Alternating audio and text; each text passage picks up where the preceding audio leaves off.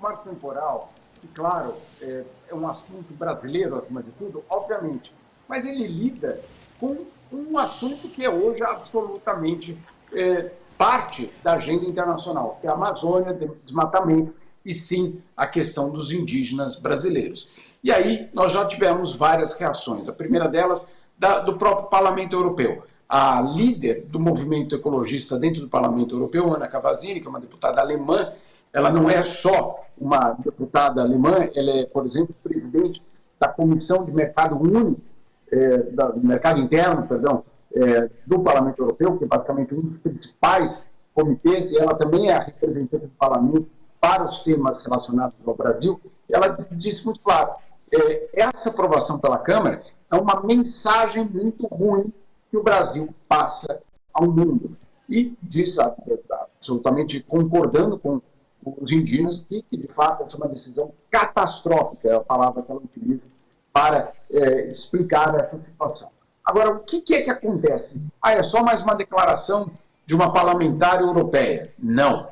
Essa declaração tem um simbolismo muito grande. Em primeiro lugar, ela se refere, obviamente, a uma das líderes hoje do Parlamento Europeu. Mas não é só isso.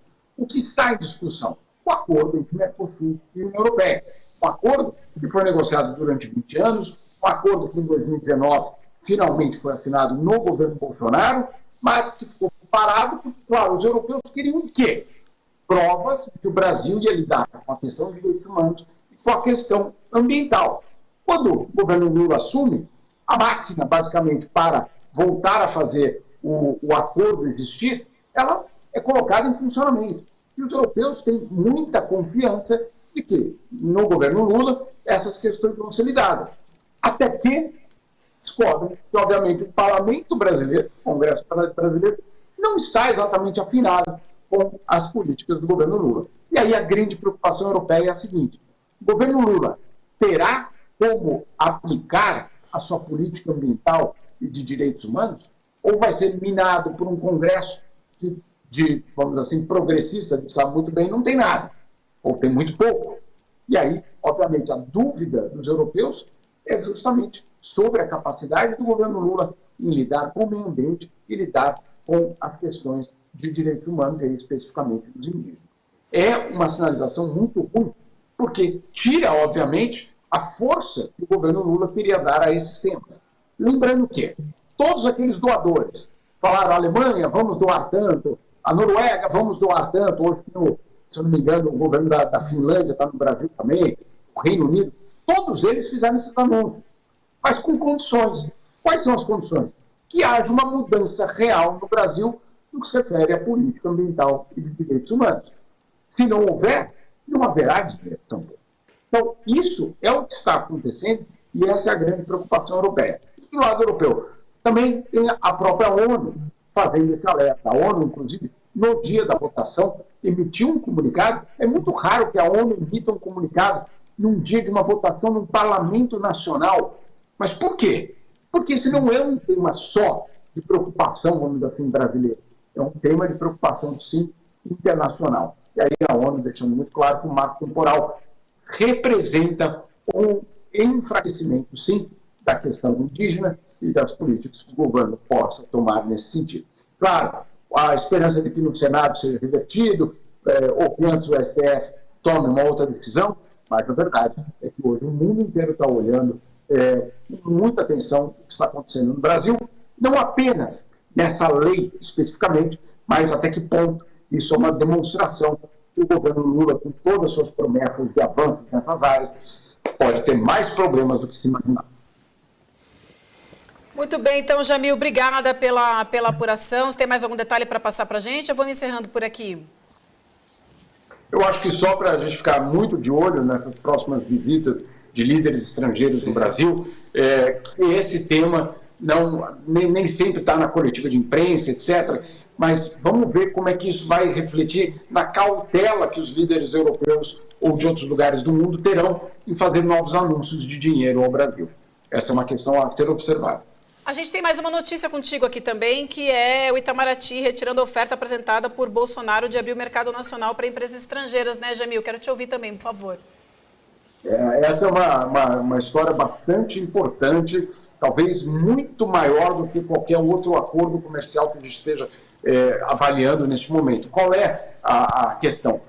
Durante o governo Bolsonaro, foi proposto, o Brasil propôs aos países ricos abrir o mercado de licitações públicas brasileiras. Olha só, Chico, licitação pública é do lápis à estrada. Exatamente.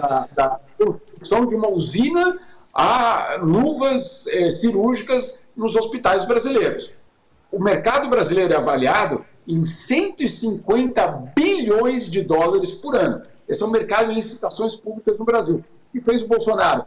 Foi aos países ricos, existe um acordo entre os países ricos para a abertura das licitações públicas, e diz, olha, estou disposto a abrir o meu mercado para vocês. O Brasil, para você ter ideia, é o único país emergente que fez isso. Nenhum outro país emergente do mundo fez essa proposta aos países ricos. Por quê? Porque, obviamente, criaria uma situação para a indústria nacional extremamente complicada. Como é que você vai competir com uma multinacional alemã na entrega de seringa ou de luvas, etc., na questão especificamente dos hospitais públicos, por exemplo? E aí a questão é que o governo Lula, nesta semana, ao debater esse assunto, retirou a oferta de Bolsonaro. Ou seja, não há mais esse projeto brasileiro de abrir o mercado de licitações públicas para os países ricos.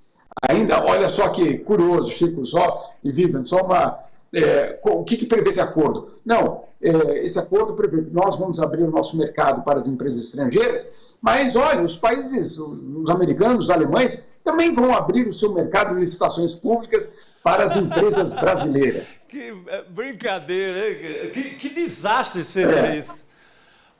Seria um desastre. A empresa nacional não venderia uma luva cirúrgica mais. Adeus. Nada. Meu Deus do céu. Nada. E aí o curioso é que o governo brasileiro, insisto, é o único que fez essa proposta. O único governo emergente no mundo que fez essa proposta. Nem a China, nem a Índia, nem a Turquia, que fica perto e tem uma produção forte. O Vietnã, que passou a ter uma produção muito forte de vários temas. Nenhum deles quer isso. Então você fica pensando, por que será que o governo que o governo Bolsonaro ofereceu abrir o mercado brasileiro para as empresas estrangeiras participar de licitações públicas no país? Enfim, talvez nunca saberemos, mas o que sabemos já agora é que o Brasil então retira. É uma das medidas mais importantes nessa semana, é uma das medidas de política comercial mais importante nesse governo. Eu sei, a gente está envolvido em tantas coisas aí no Brasil e eu sei disso tudo, mas em termos de política comercial, essa talvez seja uma das medidas uma das guinadas mais importantes desde o começo do governo.